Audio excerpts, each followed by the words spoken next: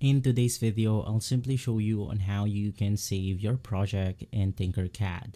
So there's multiple ways to do this, but if you want to save your project quickly, for example, I'm going to add this quick shape right here. And let's say that I want to save this specific design. It will automatically save the design on your account on the website itself, as you can see right here. But if you want to maybe save this into some other ways, you can simply head over to your own project, and inside the project page, we have the export button, which is the ability to download and 3D print this specific design.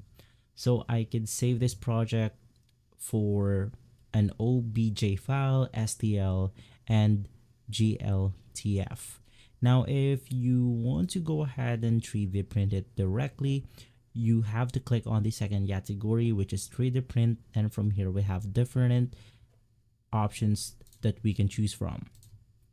But if you want to simply save it by sending it or sharing it to other people, you can simply select the last option, which is send to, and in here we'll have the ability to send it to our Google Drive, Google Classroom, Autodesk Fusion, Forma, and more.